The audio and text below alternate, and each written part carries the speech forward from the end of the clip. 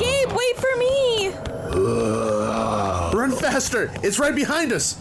Here, go into the kitchen. What are we gonna do? We can't outrun it. We gotta hide. It's our only chance to survive the night. We can't fall asleep, though. What if it finds us? I think we still have some coffee from earlier. That should keep us alert. Gabe, hurry! Got it. Here we go. Expedition Roasters. The artisanal roasters, especially pop culture inspired coffees. Oh yeah, this'll keep us awake. It was really good this morning. I bet it's even good cold. It was Ghoulish Delight, right? Ironically, it was Happily Never After. You know, the ones themed after the Haunted Mansion? Well, it looks like we stumbled into our own haunted mansion, am I right? It's no time for jokes. Drink this. Oh man, this is good. Trust me, as soon as we get out of here, you can buy as much Expedition Roasters as you want. I know you love the art on the bags. Hey, can I have some of that coffee? I'd kill for a good cup of coffee. Not literally, of course. You gotta be joking me. Ow! Just give him the coffee and shut up. Sorry if I scared you. Being a bit tired can for sure make me a bit grouchy. Oh man, that's so good. Reminds me of a coffee I had at this old mansion in New Orleans. One heck of a swinging wake. If you like that, you might like their other ones. They come out with other flavored coffees all the time. I don't think ghosts have internet access. Well, we must be going now.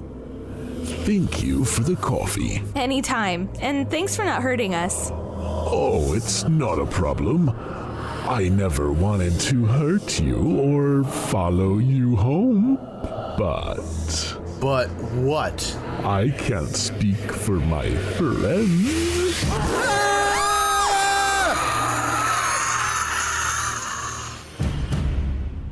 Start your hauntingly good time today at expeditionroasters.com and use coupon code DUO15 to save 15% off your first purchase of Expedition Roasters themed coffees. Brew your happy place. Expedition Roasters, an adventure in every bag.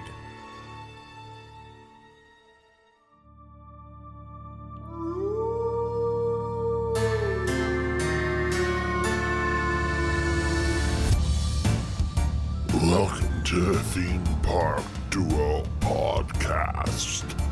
Grab your severed heart monster friends and hop in line as we take you on a creepy tour of some of the best haunts around.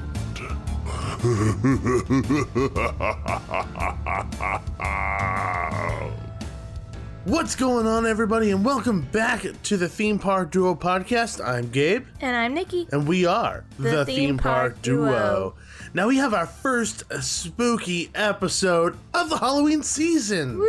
It's your favorite time of the year. Woo, it is the best time of year. Mm-hmm. With all the spooky stuff coming out and all the monsters and the scary and the fog and the stuff and the screaming. It's so good. It's very fitting that this is when our child is going to be born. Well, it's like everyone's screaming over there, then the baby's going to be screaming as she comes out. It's great. I It's will also fantastic. be screaming. You're screaming too. Everyone Yeah. will be screaming. I'll be Uh-huh. screaming. Everyone. You gotta keep your cool. Oh, cool, calm, collected. Well, anyway, I bring that up because it's going to be a Halloween season of the theme park Uno because I'm not going to anything. Which is why we have our episode kind of the way it is today. I went to Halloween Horror Nights. Nikki did not, so she not. is more kind of talking to me about my perspective on the event. I dropped you off. You did drop me off. Thank you very much. Uh-huh. That was a big part of it. You played a big role. I dropped you off. I made sure you had your backpack. I told you to have a good time. It was like I was That was dropping a you off to large school. part of it. You were, have fun at school, child. Have fun at scary camp, Gabe. Oh, he's gonna have a blast. No, so I went to Halloween Horror Nights here at Universal Studios Hollywood without Nikki for the first time in a really long time, and that felt really weird right off the bat. I'm not gonna lie.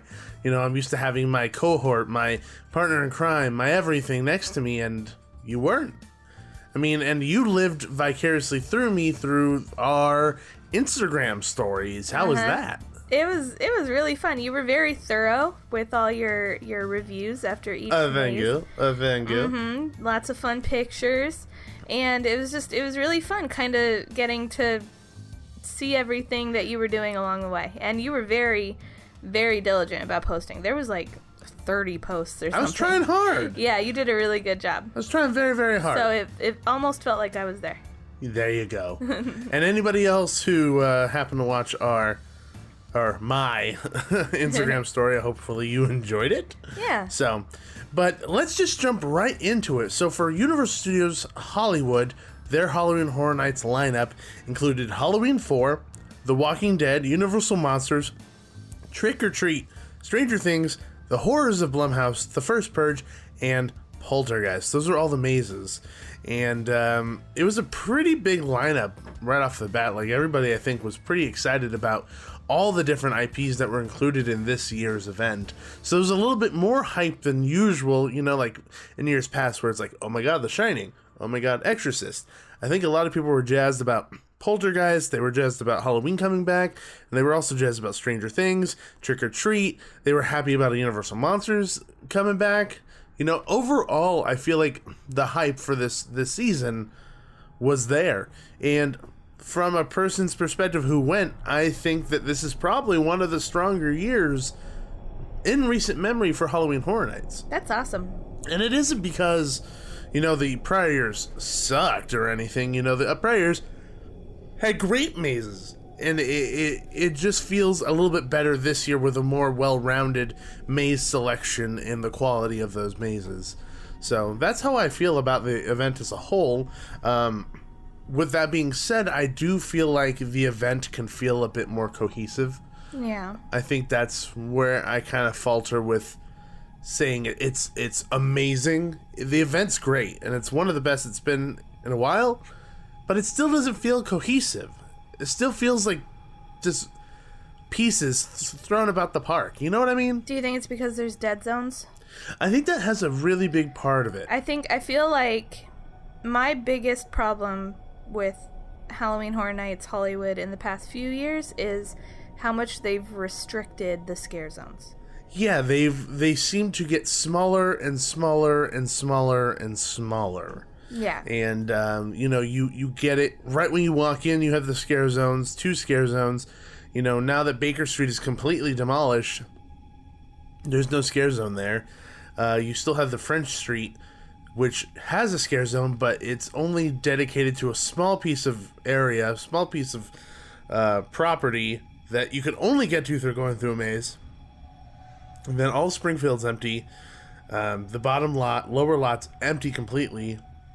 The only other 2 scare zones are Holidays in Hell, which is on the back lot, and then Toxic Tunnel, which you have to go through. Yeah. And I think overall, the scare zones at Halloween Horror Nights are always really cool. And I always want more of them, is what I feel like. My problem is I don't consider them scare zones. I consider the entrance a scare zone, and Toxic Tunnel is a scare zone, because they're areas that you have to go into in order to get somewhere else. You cannot avoid them. Yes. And they're semi like free reign. You know, the monsters can get you wherever they want. You know, it's up to them. And the other 2 are very. You have to go into them, like, in order to be scared. You purposely have to go out of your way in order to do that. You can avoid them. You can avoid them, yes. Which they're not scare zones. They're glorified extra mazes, in my opinion. I mean, I don't disagree with you at all. Uh-huh. And I think that's where I kind of falter and where you kind of touched upon when I said that I feel like the event is somewhat in pieces. It never feels cohesive, and I think it's because of that. Yeah. I feel like the event relies solely on its mazes and its IPs as opposed to kind of making the whole park feel like it's the attraction, which I feel like is the right way to go. Yeah. And separating these scare zones apart and kind of making you go out of your way to experience them, I think is a detriment to the experience of Halloween Horror Nights in its entirety Yeah. overall. Because like you said, opening scare zone, Hell's Harvest, fantastic. These oblong scarecrow heads that almost are like bulbous in certain ways. They're all carrying chainsaws. It's really off-putting. Decorations are cool. Music is great. You know, that's really threatening when someone comes up to you with a chainsaw. That's fantastic.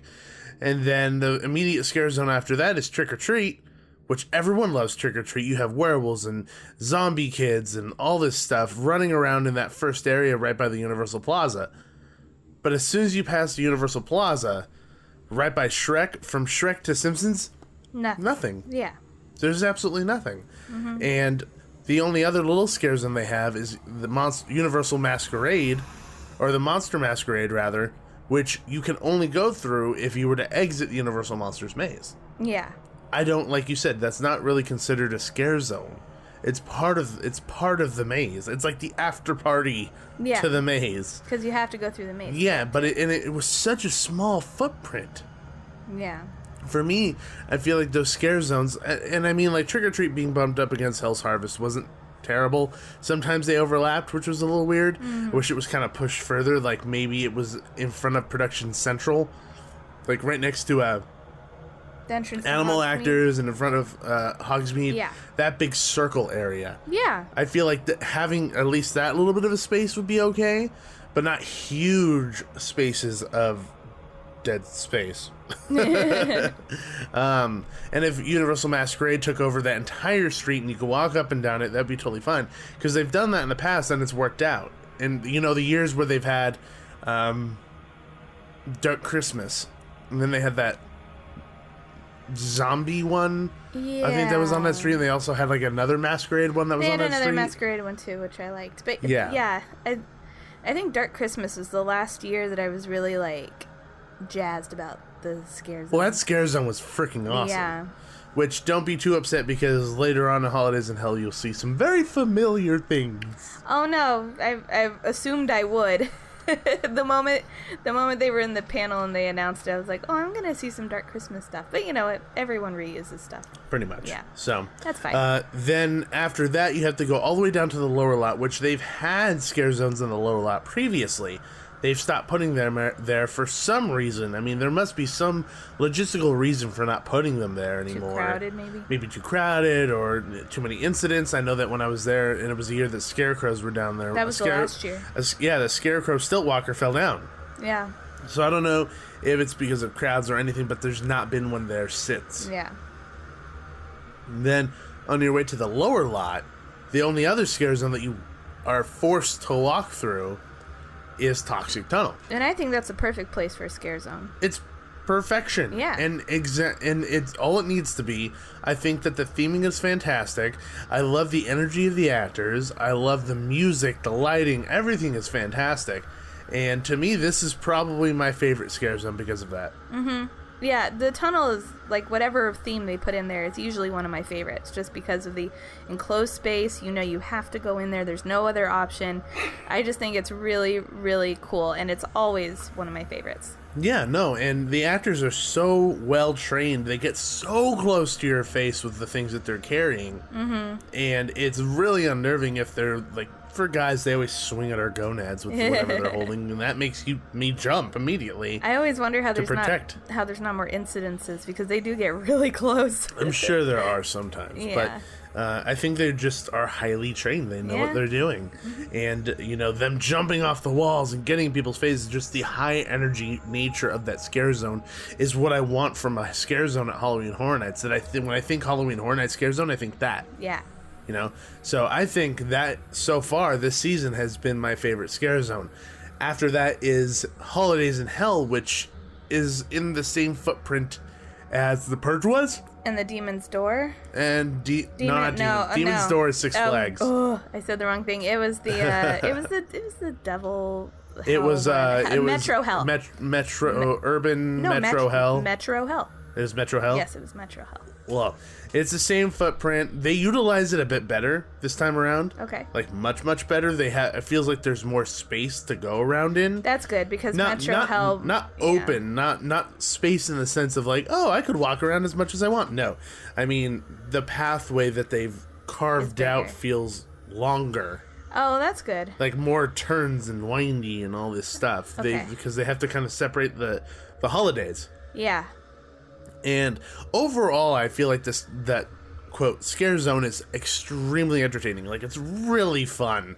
Like, you immediately walk through Valentine's Day, which leads into there's New Year, then Valentine's Day, and then St. Patrick's Day, then Easter, then Cinco de Mayo, and then Independence Day, and then then there's Dia de los Muertos, then Thanksgiving, and then Christmas. Well, that's pretty cool. And then there's Father Time at the end. They put a lot of stuff in there. Yeah. I mean, it's filled with props. See, but wouldn't that be better if that was blown up over the entire backlot? That entire scare zone needs to be the entire backlot, period. Yeah. Hands you down. Could have it, I mean, like, it might be a limitation because it's the backlot and people film and they can't do that during the day, but they can roll out sets and stuff. And they've done that in the past. Yeah. You know, I think that this scare zone deserves a much larger footprint. Yeah. If anything, I'd rather, like, if we were the ones controlling everything, I'd rather have nothing down there and keep Toxic Tunnel and then put Holidays in Hell on the lower lot. On the lower lot. Lower lot or straight up at the top. And have each it could be the whole thing. It could be the whole shebang. Like, New Year's could be the entrance, and go down a little further. It could be St. Patrick's Day, you know, and like it could be the entire upper lot. No, I actually think that's really smart. That would be really, really fun. Yeah, and then you'd give a decent amount of space to each holiday, and you could have bigger props. You know, like I didn't want to compare, but you know, like Orlando has, you know, bigger, more impressive props for their scare zones. You know, you could do something like that, and it would just be better. I don't know how else to say it. I don't disagree, and I think that's actually a really smart idea.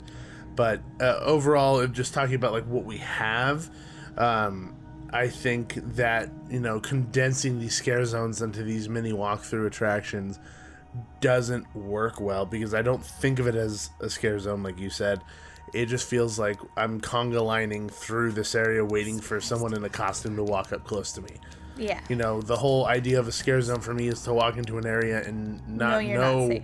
Yeah. know you're not safe, but not know where they're going to be coming from. In this situation, unless you're completely oblivious, you know exactly where they're coming from. You're on edge. You're ready.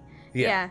No, I agree. And other than that, it was like unbelievably entertaining. It was funny. It was scary at times. It was gruesome. You know, there was a lot of cool things in there. The concept is really awesome. Yeah, and I don't mean to like bash it to smithereens. You know, for what they're doing and the space they're doing, I'm sure they did it very well. No, they really did. I mean, like, I walked through it 3 times because I wanted to get footage and I wanted to look at things. I think my favorite section was Cinco de Mayo, because they were just playing like Tequila on loop, you know, and they were playing that on loop, and then all the monsters were wearing sombreros, or they were wearing like very decorative dresses and things like that. You hear throwing up in the background, like burping, throwing up. I think it was just fun and really funny. Yeah. The Independence Day one was pretty entertaining, but ultimately I think the best standout portion of it was the turkey monster that had its own small little section. It was very itty bitty, but he was super unique compared to everything else. Turkey monster. So those were all the scare zones at Halloween Horror Nights this year. Like we said, great concepts, not the greatest in execution with regards to the layouts of where they're kind of dedicated to. Okay, that's fair. So, and Nikki, so this is how I kind of wanted to do this. Instead of you asking me, hey, what'd you think about blah, blah, blah? Hey, what'd you think about this guy? Hey, how's that one? You talk like that. But I figured we'll go from my least favorite all the way to the best maze I think that's at Halloween Horror Nights this year. Okay. So we'll go from 8 all the way to number 1. Okay. That makes sense? Yeah. So, let's start off with number 8. Number 8, I think this is no surprise to you, The Walking Dead, simply because it's a year-round attraction that's always there. They just add a couple other monsters in there. Call it a day. Whoop-de-doo. Whoop-de-doo. Yeah. Next, Number 7, I can't even read my own writing. Goodness gracious. Oh, number 7 is The Horrors of Blumhouse. Okay. So I don't know if this was like another expectation for you from me, but this maze, although I think they did a very good job at handling the IPs that were in there, I just don't think that the scares were all too effective. They never really got me once. I felt that they were a little predictable, and I just think that the IPs in general that they were using don't necessarily lend themselves to a maze. And that was our concern when we were talking about this in an earlier episode, that the IPs just weren't really translatable into maze form because of the content. Like Truth or Dare is better suited for maze more than Unfriended. Yeah. Like Unfriended is not in any way, shape, or form conducive to a maze. Like you're just gonna have these graphic scenes.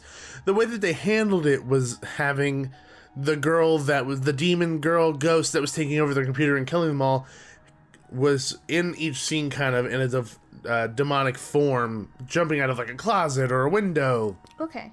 Or the shower or whatever it may be. So that's kind of how they worked with the scares. The scares were always from that girl. For Truth or Dare, obviously the scares were coming from either like the big smiley face people or random statues popping out at you and stuff like that because you're supposed to be in Mexico at some point. Stuff like that. And the one thing that confused me the most, and I actually found out later what it was, is on the front of the big facade it says The Girl. I'm like, what's The Girl? I thought it was just Truth or Dare and Unfriended. Mm-hmm. So you're going through this portion called The Girl. There's this demonic girl walking around. There's like demons following them all around, and the demons are scaring you, the girl is scaring you, and I was thoroughly confused. I had no idea what was happening. I didn't know what movie it was or anything. And I said that on Instagram, and someone clarified saying, oh, they made up this IP around the Blumhouse intro. Yeah, the girl in it. So the girl walking around in the Blumhouse intro before movies, yeah, they made this story and this thing around that. Yeah. Which I do remember them saying that that's what that was going to be. But I still forgot. Like, it wasn't recognizable at all to me. Isn't there usually a blip in the maps, like, describing the mazes? Did that say anything to that effect, or? Or did it just name the mazes? I think it just named the mazes. I really don't remember anything other than, like, the actual 2 movies that I think everyone knows about. Yeah, because I feel like if you were confused, then probably a lot of people were confused also. I mean, I would assume that a lot of people were confused. They just assume Horror Nights. Oh, it's a movie, you know? Yeah. Or like a I'm preview at it for right a now. movie that's coming out or something. I see Truth or Dare. Truth or Dare. Yeah, no. That was pretty much it. No mention of it. And literally the graphic that we're looking at right now says it has a poster of Truth or Dare and Unfriended. Those are the only 2. So there's no real mention of it. I do remember them mentioning it once. I just don't remember where. In what context? In what context? Yeah. And I didn't find it scary because I was so concerned with trying to figure out what the hell was going on. I couldn't put my finger on what was happening. Like, all of a sudden these demons, like, there was this cool effect where there was the creepy girl with like a prosthetic on in the screen, then a demon appears behind her holding her shoulders, and then as soon as he disappears, the scare came from the doorway. But it's just, I found that predictable, but at the same time I'm just confused to what's happening. Yeah. So I mean, overall I feel like the maze was enjoyable to probably people who knew those movies and kind of were looking forward to this. But for me, it just didn't fit within my wheelhouse of what I'm expecting from a Halloween Horror Nights maze. Got it. I found it to be a little bit more predictable than it needed to be.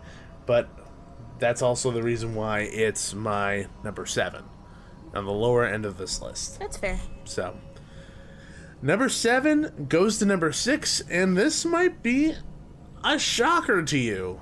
A slight shocker. Is it Trick or Treat? It is Trick or Treat. What? For me, I was really excited for Trick or Treat. You know how big of a Trick or Treat fan I am. Oh yeah, definitely. I love that movie, Yeah. and I love Sam so much, and the Scare Zone was fantastic. And we also got to experience the Scare Zone in Orlando, which I feel like kind of took a little bit of the glory away from this. Yeah. Because since we've experienced it and since we finally saw it within a familiar environment, I feel like the expectations were a lot higher than if I hadn't seen anything. Got it.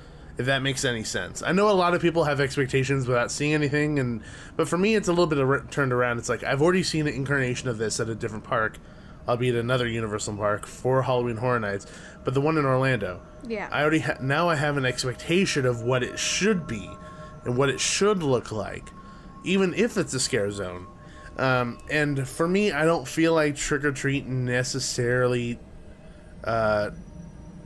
delivered on a few different things. I feel like there was way too many black hallways, an issue that I know you and I talk about all the time. It's a pet peeve of ours. It's a really big pet peeve, and there was a lot of black hallways, like a ton. Yeah. A ton of black hallways.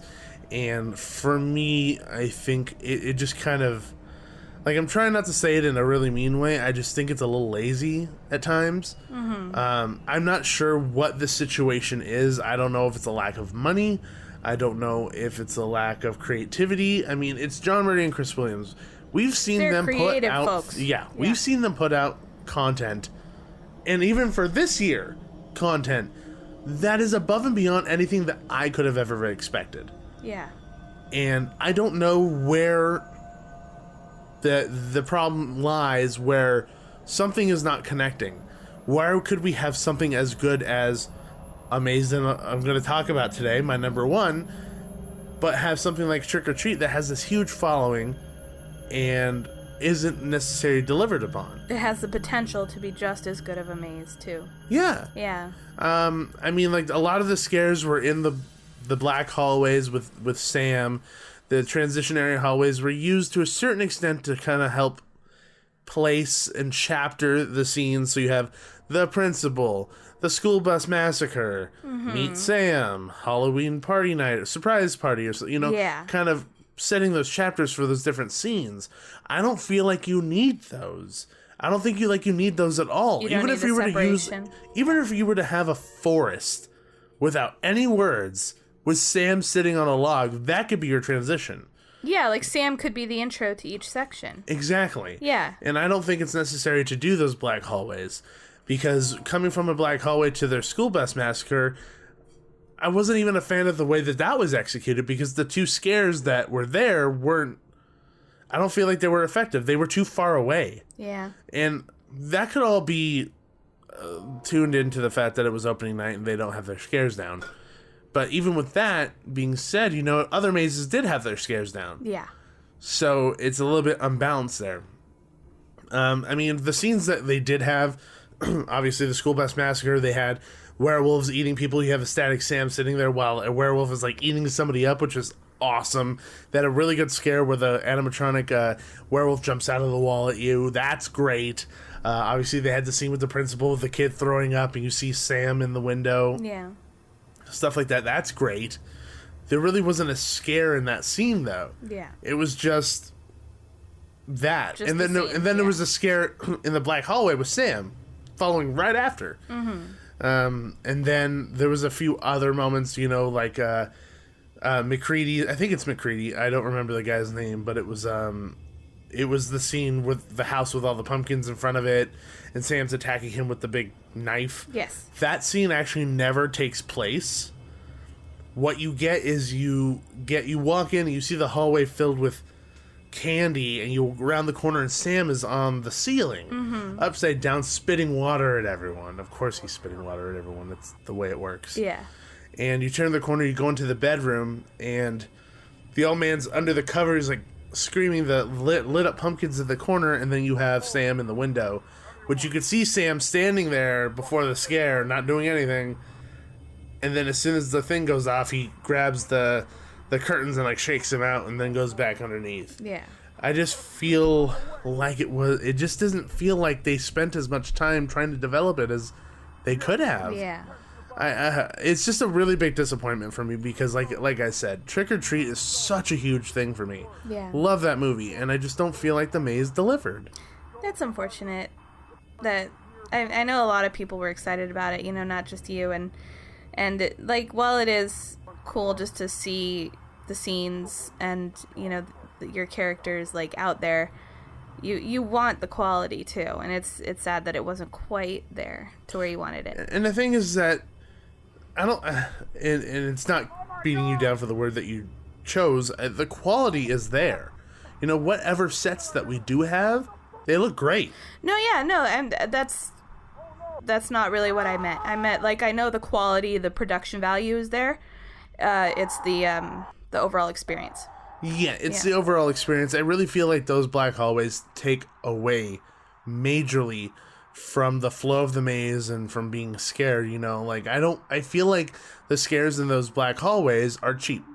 They're extremely cheap in my opinion. Yeah. I feel like those are just cheap jump scares. I feel like if you were to build up tension within a scene and then get them from there, even with the lights and noise and everything, then that's well done. Then you've deserved that scare. I mean, it just comes off as a little cheap to me. Yeah, no, I So get it. I mean, it makes me sad. I don't like that. It's kind of taking the easy way out rather than thinking of inventive new ways to scare. And there are mazes on this list that have extremely inventive scares. Yeah. It's just things that we've seen from them before. And I want to see new things. Yeah, exactly. As a fan and somebody who's going to continually go to this event, who's gone years and years and years and years, and will continue to go years and years and years and years, and grow up my children going to an event like this. I want to see new things. Yeah. That's important to me. As does everyone who goes year after year. I want new tactics on how to make me poop my pants. That's what I'm expecting. So that was my number 6. That's Trick or Treat. Then my next one, I seriously can't read. Oh, the next one that I chose was The First Purge. Okay. So I said on my Instagram feed, and I still agree with this, is it possible to hate a movie but love the maze? I think it is. You do? Yeah. Okay, because I didn't like The First Purge all that much. I think it was kind of blah. Why do we need this? The trilogy I felt was kind of summed up. And this new movie really undermines everything that kind of happened in a lot of the other films. Mm-hmm. But The First Purge, I actually feel like was kind of executed rather well. Was it the first Purge movie to actually get its own maze? No. It was in Blumhouse last year. You are right. You are 100% right. And then it's been actually, scare yes. zones. So maybe it just worked well as a whole maze. There was a lot of scares. Mm-hmm. Not necessarily inventive scares, but they were placed in the right moments that can get you multiple times. Got it. There was a hallway that was like a house that you're walking through, and there was a guy on this side and a guy on this side, but the doors were kind of staggered. So if he scared you, then this guy could scare you right afterwards. And there was lights and sound effects, of course, tagged on. Yeah. But it's this ping pong effect that can happen, which is great. And those guys were energetic. They weren't just and then went back in their holes. They were came out. You just went for it. That's good. Yeah, and one of them actually was making that noise too. He was super into it, which throws everyone off because you're walking through slowly and this guy starts coming through fast and furious, like a ninja. Yeah, seriously. I think some of the scenes were really fun. I think the distractions that they were using. There was one sequence where you're walking down a wider hallway, and at the very end, there's this girl swinging with this red hair. And to the right of that is a door, and then the actor comes out of there. I think that's a great distraction scare. Mm-hmm. I think that's really fun. There was a lot of distraction scares in this maze. And overall, I felt like there were a lot of scares in general, which is great.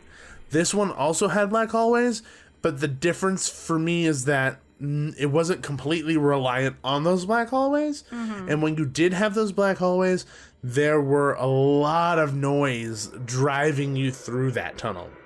Yeah. You had guns firing and police sirens and people yelling. You felt like you were in the Purge there at was nighttime. Still a sense of tension. Of course. Yeah, no, 100%. And I didn't ever really feel that in Trick or Treat. Yeah.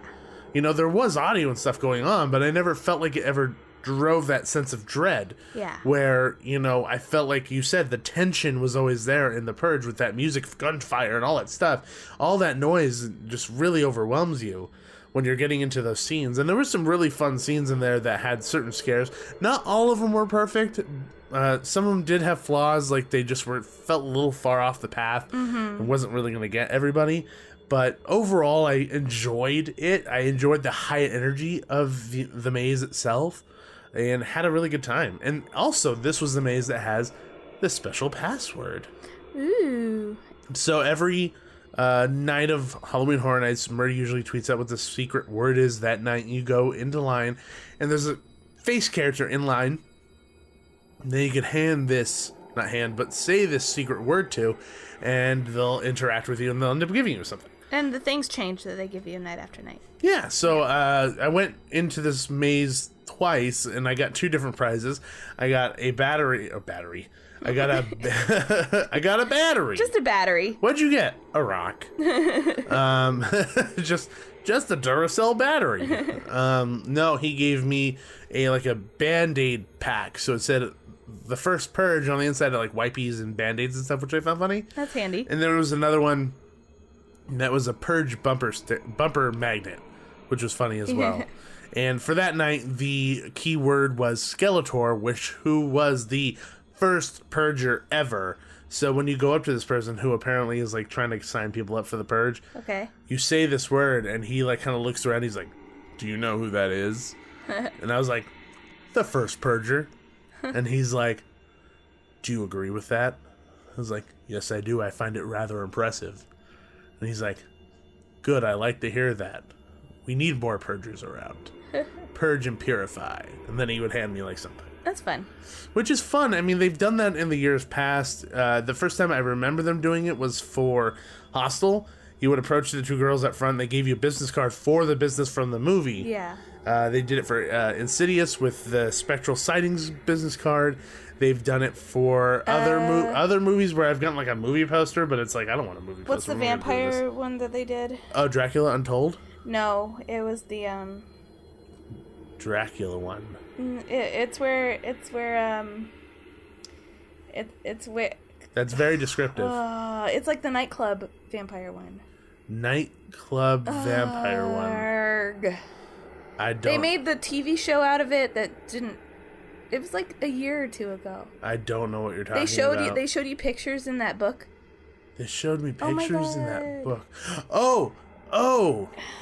Oh, shoot. It's the TV show made after the movie, and TV show made after the Yeah. movie, and they showed me pictures in the book, and they were like, "Oh, it all means stuff." And the guy, and they were like brothers. yeah. They were brothers.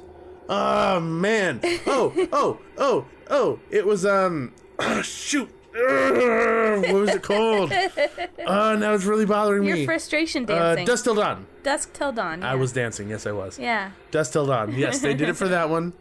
And last year, I believe it was Insidious again that they had it It was for. Insidious again. So this year it was for... Oh, and they also did it for Krampus. Sorry, it was Yes, Krampus. Krampus. And Yeah, it was the Frozen guy. mailman. He's Uh-huh. singing cheery songs and stuff, which was Yeah. great. But I actually really like this kind of concept for horror nights because they have these face characters that can kind of be placed from the movies and interact with people who are going into this experience to kind of get them in that mindset already. Yeah. Which I think is great. But sometimes they don't say anything. Sometimes they're just kind of there and people are like staring at them like, "Oh, who's that weirdo?" But they don't know who he is until someone else approaches him, and it's almost like word of mouth. You kind of can see Yeah. it. Like the first time I was like, "Hey, Skeletor," you'd be like, what the heck is Skeletor? Yeah. And kind of watch our interaction, which is really fun. Because I liked watching other people's interaction with them. So that's one thing that Universal does that I haven't seen anybody else do that I think is super cool. Yeah, no, that is super fun. So for me, that also kind of adds on to why I like the maze, because they had that added in. Mm-hmm. So the first purge was number 5. Number 4 for me was Stranger Things. And That low. yeah, and I think it was my own dang fault because I went in it with the lights on. True. So I knew where everything was coming from.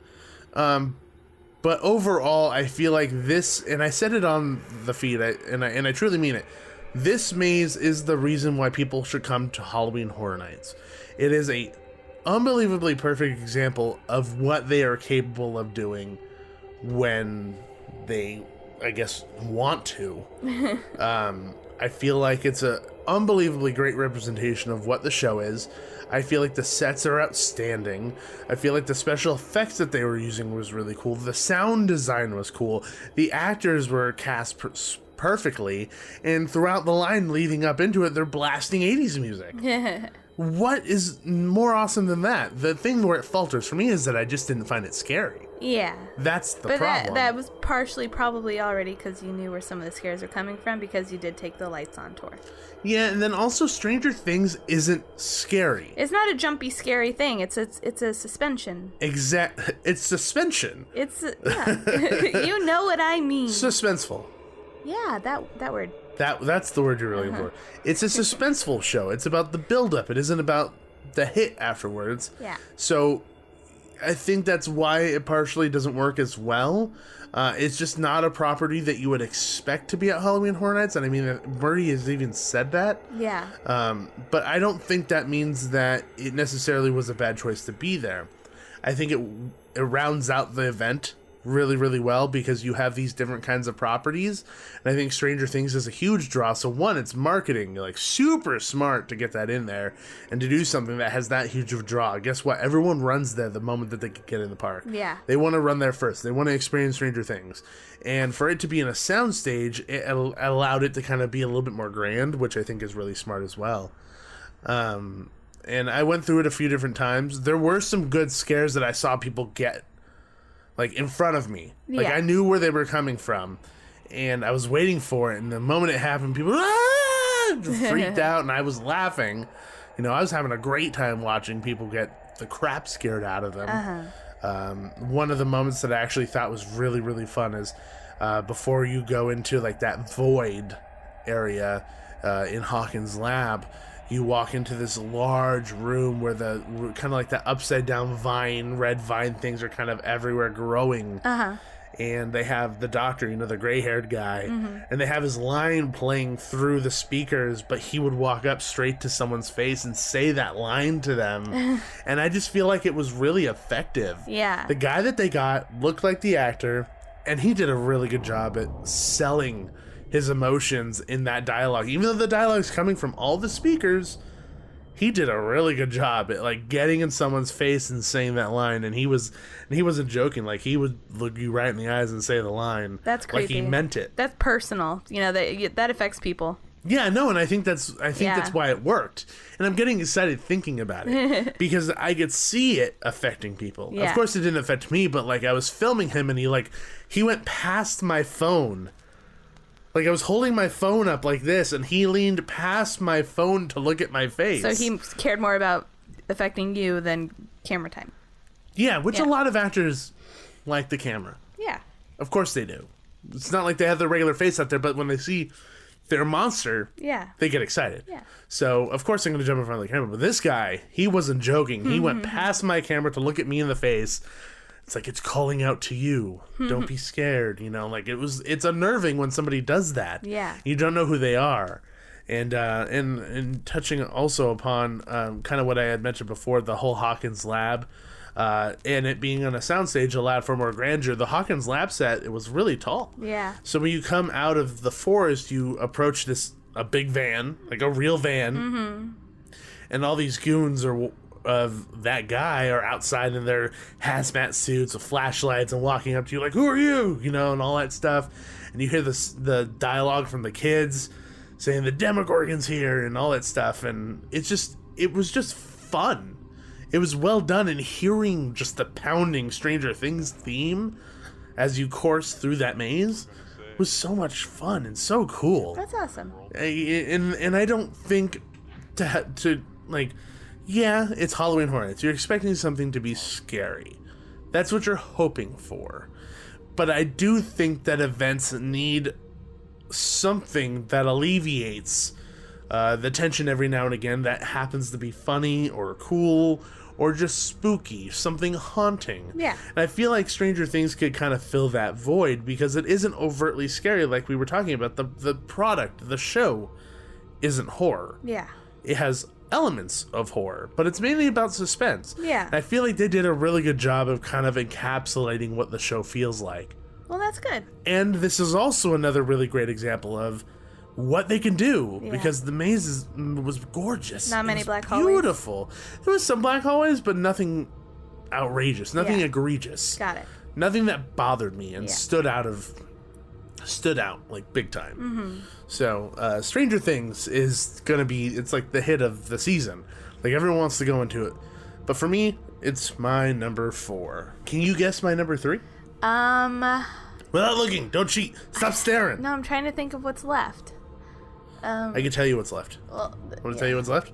Yeah. Poltergeist, Universal Monsters, and Halloween 4. Those are the 3 that are left. Okay, I think Halloween 4 is third. You are correct! You're the next winner of the Price is Right! Don't look at my list, you cheater! Well, I know it's number 1. Well, because we talk. We do talk, but you did not tell me what your number 3 We is. communicate. Well, that's important. We are married. That's true. Yes. You're pregnant? Surprise. I thought you just got fat. Well, then you're very kind for not saying anything for 9 months as I slowly got wider and wider Engorged. and straight out. I'm just kind. Yeah, you're just kind. If you don't have anything nice to say, don't say anything at all. Moving on. Halloween 4 was my number 3. I've always, and this is no surprise to anyone who listens to the show, but Halloween has always been a favorite maze of ours. It's always executed so wonderfully. It always has an ending that's very cerebral, ends up playing along the lines of, can never kill the boogeyman, which I always really like. I like just ending on that note, that very haunting note. This maze, unfortunately, doesn't necessarily end that way like it has in the past. But the reason why it ranks so high is for the sheer number of scares that are in this attraction.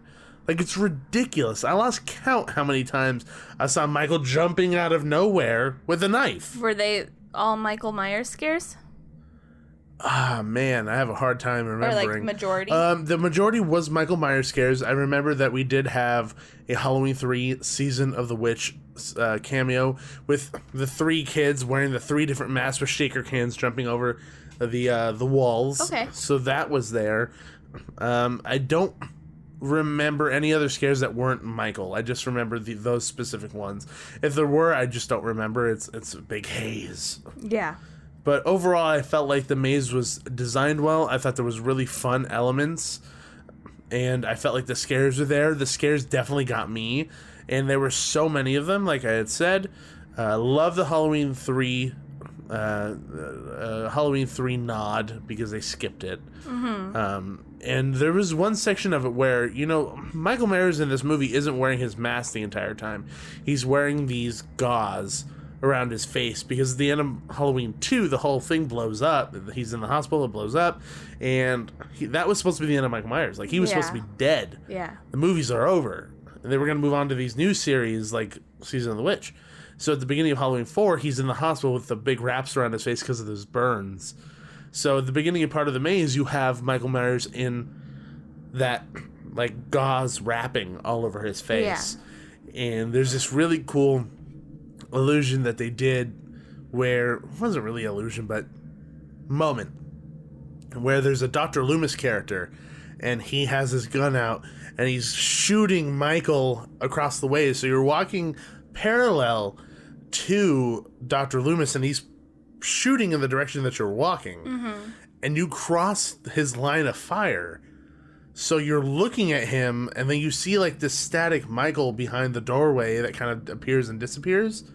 And you're like, well, I don't want to get shot, even though in your head, you're like, it's a fake gun. It's a fake gun, you're fine. Yeah. Your survival instincts kicked in. You're like, I don't want to get shot. You're kind of like... You hesitate and like pay attention to the fact that he's there. Then Michael comes right at you from the front, which I think is awesome. That's fun. A lot of door ones where he just shows up with his knife and then goes back in. Yeah.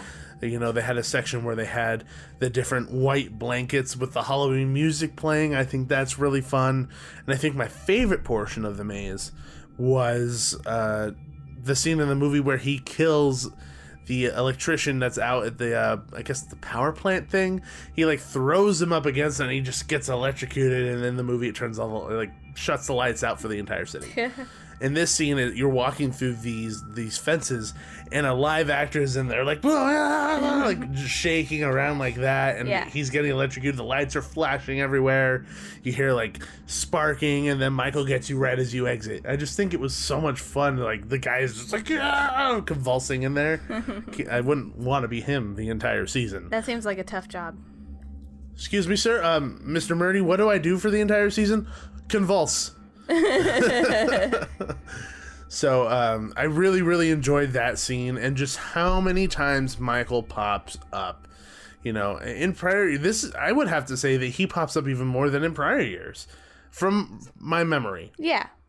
I could be remembering it wrong, but I feel like Michael was just so prevalent in this maze, more so than any other time. Well, that's good. So, for me, that's kind of what makes it stand out. There were some black hallways, but nothing, once again, unbelievably egregious, in my opinion. Nothing that ultimately stood out as something that was deterrent from me appreciating what the maze was. Yeah. And I know you said that in the past 2 years that we had Halloween mazes, we really appreciated the ending and how kind of cerebral and just impressive it was. And you said that's the one part where it kind of fell short for you. A little bit, yeah. They didn't really have something, or like anticlimactic, or if it was there, it just went over my head. Yeah, it was a blur. Like it just happened so quick. But yeah, no, it was the one maze that of the trilogy of the Halloween mazes that they had. I don't feel like its ending lived up to how good it was prior to that. Got it. So that's just me. That's nitpicky though. Huh? That's nitpicky. Like overall, you enjoyed it. Oh yeah, no, that's unbelievably nitpicky for me. Yeah. I immediately got defensive when you said that was nitpicky. I was like, no, I'm not being nitpicky. And I'm like, oh wait, yes, I am being nitpicky. That's very nitpicky. Overall, I really enjoyed the maze. I really like Michael Myers a lot, which really helps. I think he's an awesome horror icon. If we could do all the Halloween mazes except for Halloween Resurrection with Busta Rhymes, because I don't want to see somebody get cast as Busta Rhymes, I'd be happy. So, Halloween H2O, maybe even that. I don't know. I think they'll do the new one for sure. Probably next year. Do you think they'll do it next year? I think they might. Yeah. You never know. I think they might skip the rest and then just do the new one next year. Really? I think so. I don't know. It just feels like they're going in order. I feel like that would be terrible. Maybe they just will never do the other ones. Otherwise, how long would it take to get to the new one? Not that long. 3 years? I don't know, maybe like 4 or 5. That's a long time. That's a long time for a movie to stay in people's like psyche. Yeah. Good point. I don't know. We'll see what they end up doing, but it doesn't shock me that they would skip everything just to do that one. I'm calling it. Especially if it does well, which it is doing well. Yeah. So, we'll see. Yep. And so, we are down to 2 mazes left for Halloween Horror Nights 2018. And I'm pretty sure I've already told you what my favorite maze is. Stop peeking down at my paper. I already know what your favorite maze was. Fine, then what is this number 2? It is the other one that you mentioned. I forgot which 2 are left. Honestly, I know you're number 1. We have Poltergeist. Poltergeist. Poltergeist and Universal Monsters. Yeah, number 2 is Poltergeist. Wrong. Really? No, you're right. Oh, I knew it. You liar. I don't have much to do this episode because I didn't go to the event, so let me guess correctly. Anyway, moving forward. Yes, Poltergeist was my number 2. This was one that I wasn't necessarily looking forward to. It wasn't like on the top of my list. Like, oh my god, I'm so excited to see this one. Halloween and Stranger Things took that place. But I feel like Poltergeist was executed so well. So well. The iconic scenes, building that out through this attraction. And even in the dark hallways, they did have scares in those dark hallways. But it didn't bother me because the dark hallways weren't super long at times. I mean, there was a moment where it was so dark that I hit my face into a wall. I started like grabbing around for people, just trying to figure out which way to go, and I turned the wrong way. You said that in your Instagram story. Yeah, like, that was bad. But overall, what the content that was there overpowered those black hallways for me. They were the iconic moments I felt like they were displayed correctly and put into the maze as best they could. Having the clown have its own scene, which I'm in love with that clown. That clown was amazing. Yeah. The clown coming out from underneath the bed, having the steak crawl across the counter, the stacked up chairs, the guy pulling his flesh off of his face, Carol Ann putting her hands on the TV with the portal opening up over the TV, and then in the next hallway you have a giant projection of a TV and a hand pops out of the TV. Like, that's great. And in some of those black hallways, you did have this portal effect lighting happening over the top of the doorways. Yeah. Partially to blind you, because the next thing that you see are these gigantic skulls popping out at you. At least that makes them suspenseful. I like those lights. Yeah, definitely suspenseful, because you can't see what's in front of you. Mm-hmm. You're blinded. Blinded by the light. Nice. Giant skull gonna pop out and scare you. I don't know. That's pretty much it. That's all I got, guys. Leave your tips. Tip your waiters. But yeah, no, it sets up those giant skulls, which the first time I went through, I didn't get wet, and I was with a friend of ours, Ken, from Theme Park Access. He's like, "Did you get wet by those big skulls?" I was like, "No, what are you talking about?" The second time we went through, I got completely soaked. Like, drenched. I got spit on by a giant skull. So like moments like that are just, I think, are very fun. I do enjoy how they executed the different scenes. I think my favorite scene of all of them is the scene where you have the father say, You moved the headstones, but you left the bodies. And you're walking down this walkway that's completely filled with caskets with not real zombies and real zombies. And you don't know which ones are going to be popping out at you. And there's these strobe lights flashing all around. And you're like, oh, which one is it? Very suspenseful, very effective. Yeah. And it actually got me a couple times because they would just like jump out in front of your face. That's awesome. I think it was extremely effective, and I think it was a smart way to kind of set up that idea that there's all these things showing up. Yeah. So, really like that. I think the only thing that I'm going to be nitpicky about is I feel like there was a giant missed opportunity to have these black hallways be stark white hallways. Like blankets and stuff, and just flowy and bright white. Fill it with a little bit of fog. Yeah. I feel like that was an extremely big missed opportunity, because for me, like when I think about Poltergeist, and they kind of go into that after realm, and they're out there where the big skulls are and stuff, at least in the maze sense, it's fitting. Yeah. You could have all of that and have it be a very different environment. Yeah. And you don't need to do that much decorating to make that happen. Yeah, you just need to make it uber bright. Yeah. Yeah, and put fog in it. Exactly. Yeah, totally. So that's just me. That's a nitpicky thing. I wish there was a little bit less hallways. But all the scenes really add up to a lot more for me than I do if I were to be complaining about it. Yeah. And the facade is cool. You walk right into the house. Yeah, that's super cool. That's awesome. And I just loved every moment of this maze. Every single moment. It was just so much fun. The scares were good. The scares got me. Even the unintentional scare of being scared of being lost inside the darkness. All of it. It just, for me, it landed. It was executed perfectly. I loved it so much. That's great. So. And side note, I need to watch Poltergeist again. Do you not remember it very well? No. I've seen it, but it's been a long time. Usually I prioritize like the movies that I haven't seen for a long time. If they're going to be mazes, I prioritize to watch them again, but I knew I wasn't going this year. So it didn't really matter. Yeah, but I would like to watch it again because it's been years since I've seen it. Makes sense. Yeah. So, obviously, we're down to the number one maze for me, and I think it deserves it. Unbelievably. For a lot of people, I think. I heard lots of chatter online that night that you went about this being people's favorites. And the number one is Universal Monsters. And this was the maze that Murdy was being super ambivalent about sharing. Yeah. He before it was officially announced, he's like, oh, the next one, I care about it so much, and people told me not to do it. You know, I'm going to do it anyway. And everyone's like, we know it's Universal Monsters, man. We know you like the Universal Monsters. So just come out and say it. And eventually it was announced that it was Universal Monsters, his take on them, but classic monsters, if that makes sense.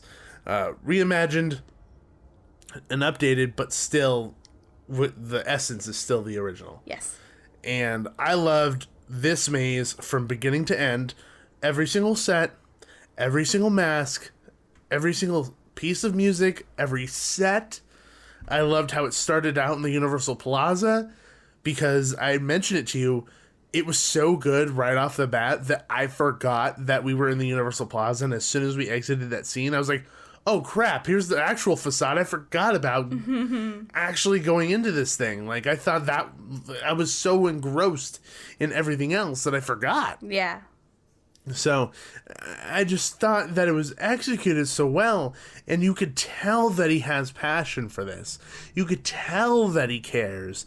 You could tell that he loves these characters, because I feel like they were treated with respect, and I feel like each scene was dedicated perfectly and designed perfectly to what each monster was. And each one gets a really good scare. You know, you have the Wolfman getting a scare. You get Frankenstein's monster getting a scare. We even have this really cool scene where Frankenstein is cutting up the Bride of Frankenstein, and she's in pieces. And it was an actress playing, like, from, like, the neck up, and she's, like, looking around at everybody. But all of her pieces are just laying sprawled out throughout the table, and he's sawing away at her while the monster is in the corner coming at people. Yeah. You know, it's inventive, it's fun. They even had the Phantom of the Opera. And my favorite sequence that I didn't know how they were going to do it is the Invisible Man. Yeah, we discussed in a previous episode that we weren't sure how I was like, what, are you going to put him on strings? Yeah, so describe how they actually did it. So the whole wall was painted black. The actor was all in black, except for pieces of articles of clothes that were painted, but with like a black light on them. So the black light was shown at them, and it made all those pieces of clothing and articles that they were wearing stand out on the black. So when they're standing in front of black, they disappear. Yeah, so he faded into the background. And the clothes pop out. Yeah. It was so smart and so simple. It's like And it wasn't even a scare. It's like a poor man's green screen. It was so good. It was so good. And it was one of my favorite moments, and it wasn't even scary. Yeah. It was really cool, though. You showed me a video of it. And my other favorite moment was because I've never had a maze make me feel sad or feel bad. Oh, yeah. I've never been in a maze or a haunted house where I felt bad. Yeah. You know, that sense of dread and that sense of urgency and that sense of suspense faded away at the moment I saw the monster holding Frankenstein's monster. the monster, Frankenstein's monster. Just to clarify for the Yes. audience. Holding the body of the dead child from the movie, saying, friend? Like, questioning it. And it's like, oh, it like tugs at your heartstrings. And then right around the corner, you get punched with a scare from the werewolf. Yeah. So, it's just so many little itty-bitty pieces that just add up to a fantastic attraction. Yes, it's cool that when you exit, you go into the masquerade scare zone, quote, scare zone. But I loved just having this maze, and I want to see it done again. Yeah. I really do. Because it was great. So, I mean, I could talk for so long about this, and how well executed it was in its different sections and things like that. So, and I think everyone, like you said, everyone who's talking about Halloween Horror Nights right now is talking up this maze.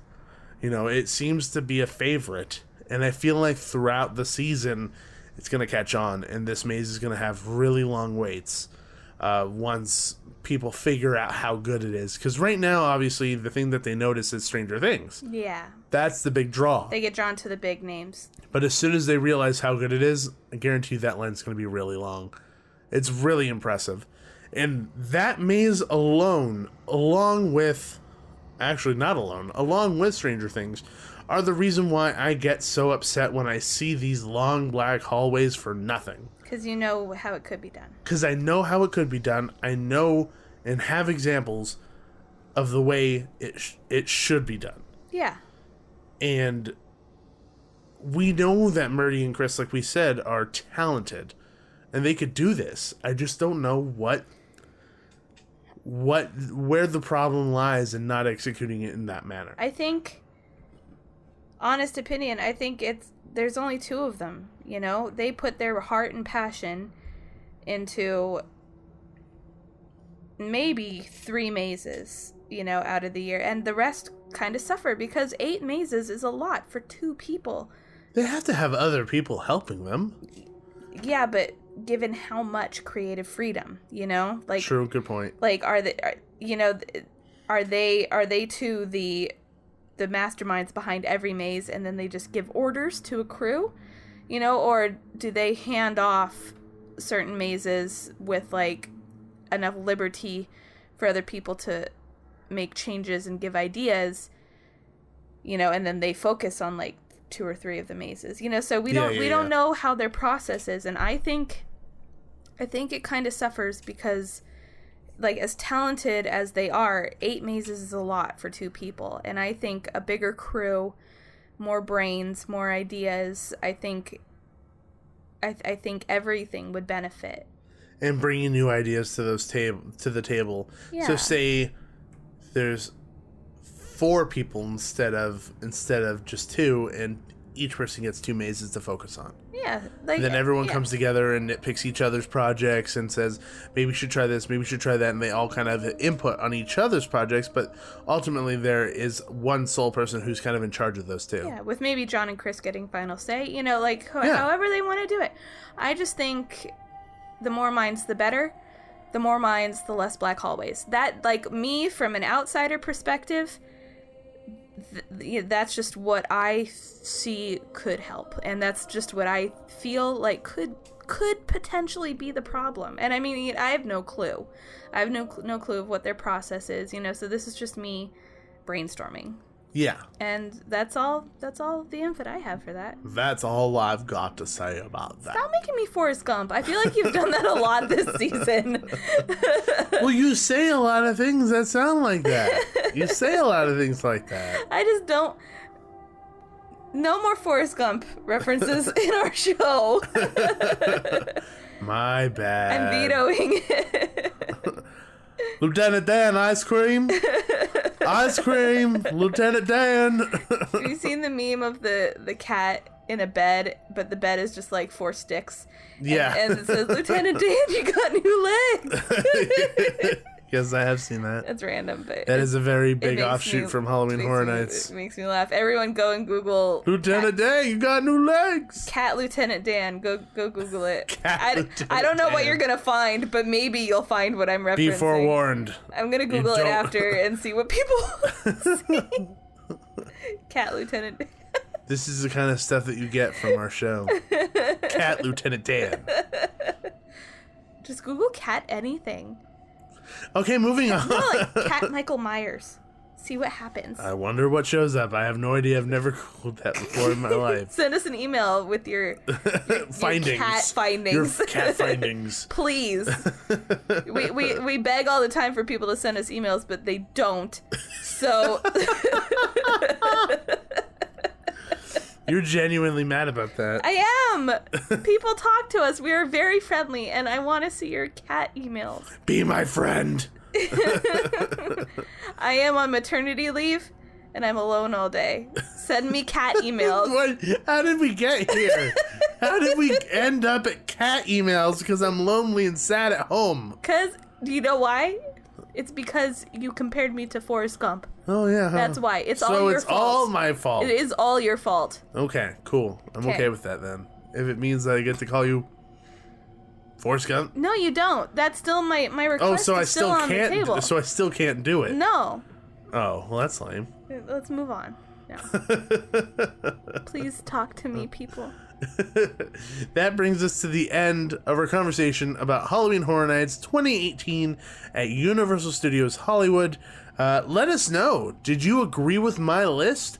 Or do you disagree? Where do these mazes land on your numbered list from 1 to 8 for this year's event. And I still stand by what I said at the beginning. I think that this year is probably one of the best that it's had in a very long time. That's awesome.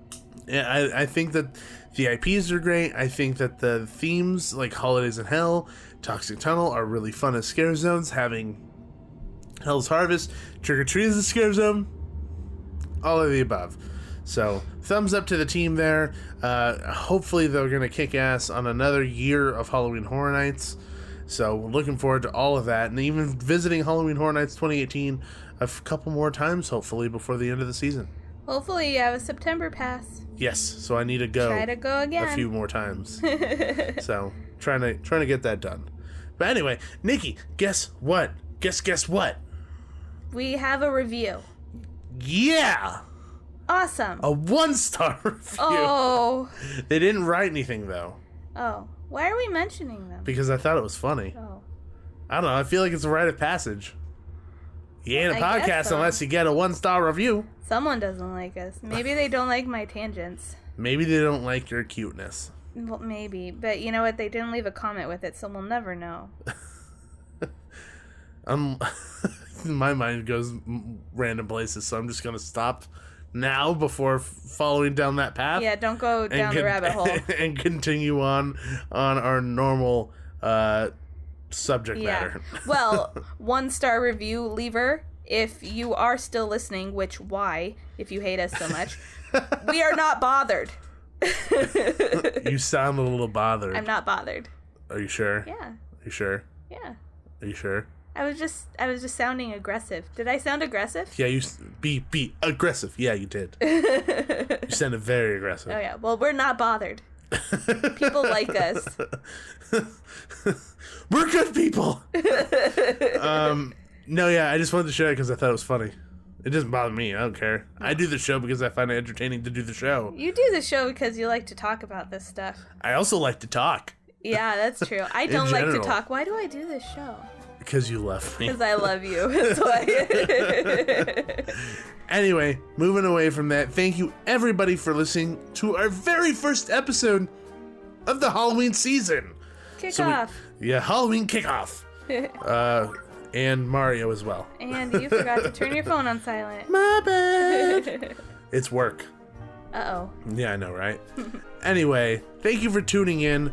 Make sure you head on over to iTunes and leave us a 1-star review. No, a 5-star. Don't listen to him. A 5-star written review, please. Yes, because we will read it here on the show Yes, and we give you will. a shout out. And it always helps out the show. It brings us up higher in the standings and helps us be findable for more people to enjoy us. Yeah. So make sure you head on over to iTunes and do that. And then also, if you want to visit our website, where we have, I don't know why I did the rainbow thing. The rainbow movement hand over my motions head. like I'm doing you a can lot of see hand him. motions like people can see me. I always do that. I always do that every single show. You do. I always mention it. But if you want to head over to our website, it's themeparkduo.com. You can find our reviews and lots of cool pictures from our visits to these events. I don't have anything up quite yet for Halloween Horror Nights. By the time this episode posts, I might actually have something up. Yep. But we will have all of our reviews for all the different haunts that we go to there. You can also find the link to our TeePublic site where you could find some t-shirts that we've designed for you guys to buy and wear all the time. So if you want to rep a Theme Park Duo t-shirt, you can buy one from our TeePublic page. So that's easy enough. Mm-hmm. And then if you want to follow us on any of the social media sites, you can follow us at Theme Park Duo on all of the social media platforms. That's Facebook, YouTube, Instagram, and Twitter. Mm-hmm. And if you want to reach us, you can always email us at themeparkduo@gmail.com. I'm going to refresh the email daily, hourly, for cats. You're going to be deeply disappointed. No, someone will care enough to do it. Someone will care enough to send a lonely lady a cat photo. Yes, please. So what are the specifics here? Just cats. Just a cat. It doesn't have to be anything like a Halloween funny, specific. No, just something funny about a cat. Just a funny cat. Yeah. Okay, there you go. Easy enough. You heard it, everyone. Send them on over. Anyway. I'm trying for audience interaction here, Gabe. I'm helping the show. Thank you. I appreciate it. Interaction. Thanks once again, everybody, for listening to this week's show. And as always, there's always a great, big, beautiful tomorrow. See ya. Thanks for riding with the theme park duo. Make sure to gather all your belongings before the end of the podcast. Bye-bye.